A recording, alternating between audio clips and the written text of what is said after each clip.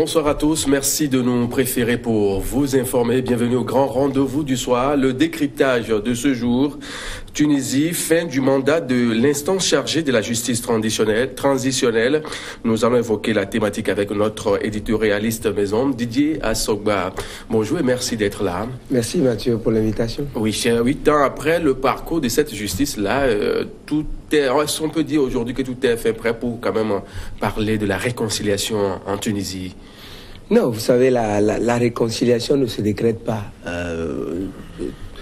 Par contre, on peut poser des balises qui amènent les peuples d'un pays, d'une contrée, d'un territoire à s'accepter entre eux et à se donner la main. Et donc, ce qui se passe actuellement en Tunisie, on ne peut pas dire que tout est fin prêt pour une réconciliation, parce que la réconciliation vient avant tout du cœur. C'est pas, ça ne s'impose pas par des armes, ni par la justice, ni par les biens matériels, ni par quoi que ce soit. Ça vient de façon naturelle et du cœur.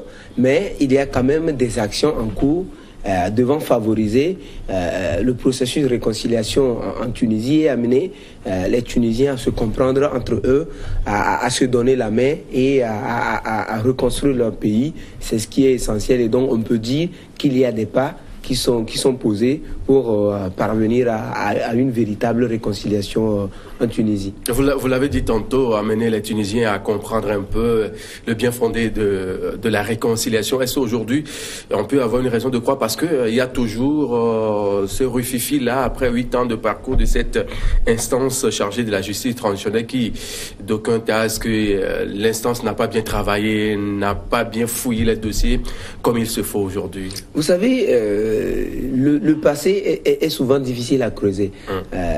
C'est pour ça que il faut plutôt prévoir l'avenir et mieux l'assumer pour éviter des dérives.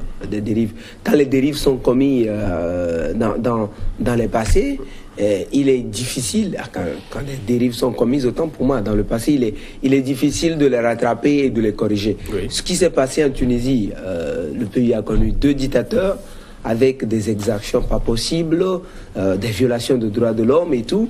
Il sera difficile de rattraper tous ceux qui ont œuvré ou ceux qui ont travaillé avec ces régimes-là et qui se sont rendus coupables des faits de violation de droits de l'homme, que ce soit sous l'ancien président Bouguiba et que ce soit sous Ben Ali. Il sera difficile de rattraper tout ce beau monde-là qui ont été témoins et qui ont été des fois auteurs et instigateurs des violations de droits de l'homme, et de les poursuivre chacun en ce qui les concerne.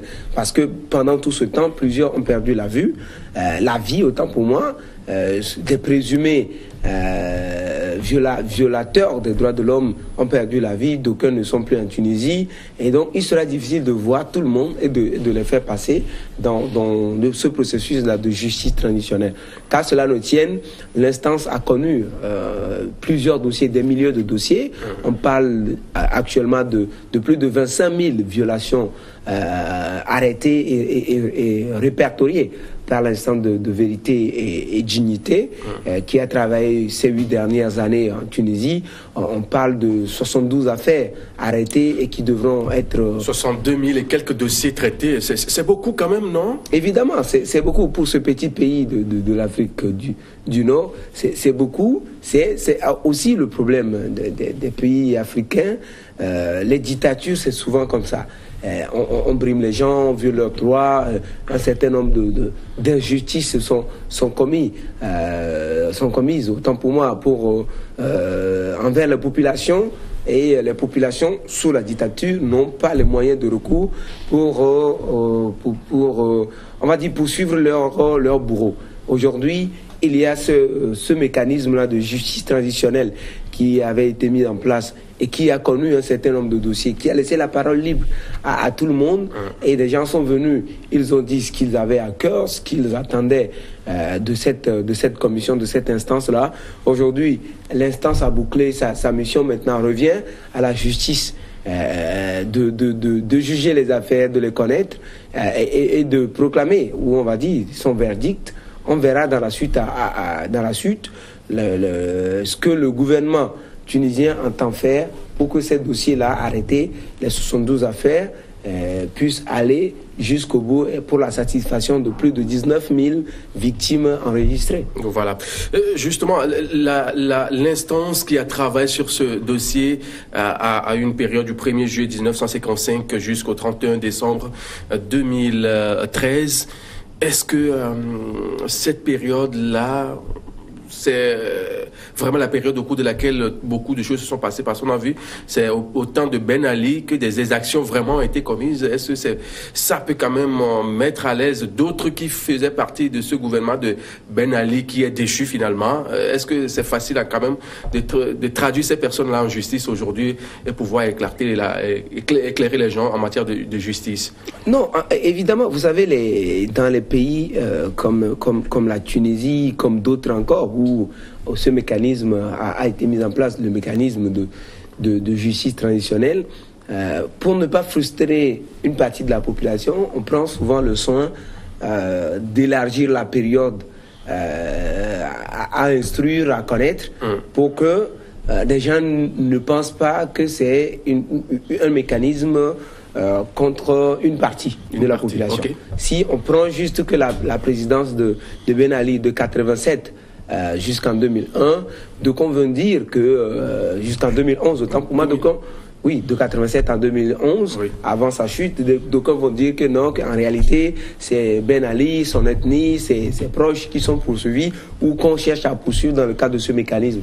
Mais pour des exactions éventuelles qui auraient été commises avant l'arrivée au pouvoir de Ben Ali, il va falloir élargir la période pour pouvoir permettre également à ces victimes-là de se prononcer et d'attendre véritablement, on va dire, une réparation, soit de la part de l'État, soit de la part des bourreaux, dans le cadre de ce mécanisme-là, à l'issue de ce processus-là. Je pense véritablement que c'est ce qui est fait. Maintenant, est-ce que tous les dossiers, toutes les exactions, toutes les violations de droits de l'homme commises durant ces deux périodes-là ciblées aujourd'hui ont été élucidées, ont été éclairées? Je pense que non, même si des efforts ont été faits et que la commission a travaillé de fond en comble. Et on a même eu dire que plusieurs barons de ces régimes-là ont été obligés à rembourser beaucoup d'argent à l'État tunisien. Donc, oui, ça veut dire que c'est déjà un processus qui porte des fruits. Maintenant, je dis, tous les dossiers ne peuvent pas être connus parce qu'il y aurait des bourreaux qui sont décédés, des victimes qui sont décédées, mais qui n'ont pas eu cette chance-là de se présenter devant cette commission et de dire ce qu'ils ont à dire et de se défendre peut-être en attendant que la justice conventionnelle ne se saisisse des affaires arrêtées pour jugement et pour prononcer son verdict. Aujourd'hui, 25 000 personnes peuvent prétendre à être indemnisées. Est-ce que c'est pas un peu trop quand même pour un pays? Non, pour un pays, non. Pour un pays, non du tout. Je dirais même que c'est peu. C'est peu pour un pays qui a connu 2 dictatures et qui a connu également des événements difficiles après la chute de Ben Ali, de 2011 à 2013. La période de la transition n'a pas été du tout facile. On a vu, il y a eu des règlements des comptes un peu partout en Tunisie, des tueries, des forces de l'ordre et de sécurité qui tuaient des gens comme des rats. Donc, pour moi, c'est peu. C'est peu pour un État, surtout, quand on veut, dans les jours et dans les années à venir, réconcilier avec lui-même, c'est peu. Mais si l'État tunisien peut se donner les moyens d'indemniser et de réparer ce beau monde-là, je pense que la réconciliation prendra le bon train, se mettrait sur de bonnes roulettes et permettrait au pays de rompre avec ce passé tumultueux-là et d'espérer reprendre le train de l'émergence et de recoller au morceau, recoller autant pour moi au peloton des pays en émergence. Vous savez, le niveau de développement de la Tunisie avant le printemps arabe, ce niveau de développement a pris un sérieux coup depuis quelques années. Et donc, si le pays arrive à se réconcilier avec lui-même, je pense que dans les années à venir, le niveau de développement que la Tunisie avait atteint avant ces événements-là, ce pays pourrait facilement recoller au peloton de ces pays-là et amorcer le développement pour le bien-être de tous ces concitoyens, de toute la population tunisienne. Au vu du contenu de document qui a été présenté bien sûr au président actuel, est-ce que les Tunisiens sont à l'aise en acceptant le travail qui a été fait par cette commission-là, instance de vérité actuellement? Non, vous savez, très souvent le travail de ce genre de commission est souvent sceptique et les populations jouent au Saint-Thomas. Elles attendent de voir l'aboutissement du dossier avant de voir si ce qui est promis sera réellement une réalité. Très souvent, dans tous les pays où il y a eu la justice traditionnelle, en Afrique du Sud, on citerait le cas du Togo, dans tous les pays, les populations sont souvent sceptiques et ne croient pas à l'issue. Mais c'est quand le dossier avance, c'est quand les promesses faites par les autorités sont tenues, et c'est quand les autorités ou les personnalités nommées à la tête de ces instances rassurent davantage les populations de par leur prise d'opposition, de par la conduite des dossiers, que ces populations arrivent à adhérer à ce processus. Au niveau de la Tunisie, on peut déjà crier victoire parce que dans plusieurs pays, on n'a pas enregistré ce taux-là de victimes. De victimes où il y a eu des pays où il y a eu de justice, le processus de justice traditionnelle, il y a eu peu de mobilisation. Mais en Tunisie, il y a eu beaucoup de personnes. Maintenant, on a arrêté 25 000 victimes qui devraient attendre prochainement une réparation ou des indemnisations, soit de la part de l'État, soit de la part de leur bourreau. Je pense déjà que c'est un succès. Quand on parle de victimes, des victimes ont des familles proches, des proches parents, et c'est plusieurs personnes qui sont concernées dans ce dossier. Et quand on parle de ces personnes devraient être réparées dans des dossiers de violation de droits de l'homme, de meurtre, de corruption, de plusieurs autres faits encore, je pense que c'est encourageant pour la suite du processus, et le reste, la balle reste finalement dans le camp du gouvernement et également de la justice conventionnelle qui doivent jouer le reste de la partition pour que ces affaires-là ne soient pas étouffées, mais que ces affaires aillent jusqu'au bout et que les bourreaux, s'il faut les sanctionner, qu'on les sanctionne. Est-ce que c'est facile aujourd'hui de poursuivre les bourreaux de ces exactions-là? Non, très souvent, ce qui est fait en matière... On l'a vu dans d'autres pays? Ce qui est fait en matière de justice traditionnelle, c'est beaucoup plus le pardon qui compte. Ce n'est pas tant l'argent qu'on va donner à la suite, mais ce n'est pas tant non plus qu'on mettrait quelqu'un derrière les barreaux qui va soulager en fait les victimes. Mais ce qui compte, c'est que les victimes arrivent à connaître leur bourreau, et que les bourreaux reconnaissent leur tort et demandent pardon à la victime qui accepte. En réalité, c'est ça la justice traditionnelle. Maintenant, quand on dit on va au niveau de la justice conventionnelle pour juger un certain nombre d'affaires, c'est peut-être des affaires où les bourreaux ne sont pas véritablement identifiés et les victimes ne sont pas non plus formellement identifiées, ou que les bourreaux sont identifiés mais ne reconnaissent pas leur affaire et qu'il y ait des preuves et des charges qui pèsent contre eux. Et donc, dans ce cas-là, on pourra diligenter un processus judiciaire afin qu'ils aient le temps de se défendre devant les juges, et s'ils sont reconnus coupables au vu des preuves et des dossiers qu'on aura à présenter contre eux, qu'ils soient condamnés ou qu'ils soient condamnés peut-être symboliquement à quelques jours, à des années de sursis. C'est également des possibilités. Donc, après tout, c'est quand même que les victimes arrivent à se sentir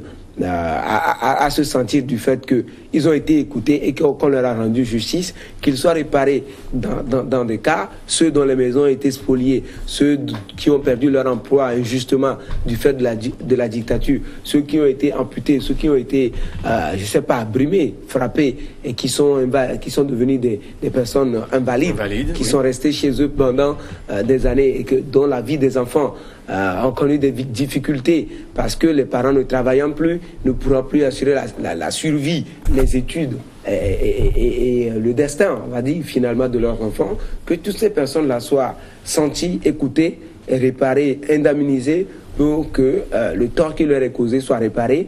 C'est dans le cadre de ce mécanisme-là, je pense que ça permettrait à la société tunisienne de rompre avec ce lourd passé, ce lourd passif de la période Bourguiba et de la période Ben Ali maintenant est d'entrevoir l'avenir de façon sereine et de façon apaisée, de façon républicaine, où tout le monde se sent engagé, tout le monde se sent fils tunisien pour le développement de la Tunisie, c'est ce qui comptera. On connaît désormais le fond du dossier, tout ce qui a été dit, tout ce qui doit être fait en matière de la justice transitionnelle dans ce pays. Le document est rendu. À quoi peut-on s'attendre juste après?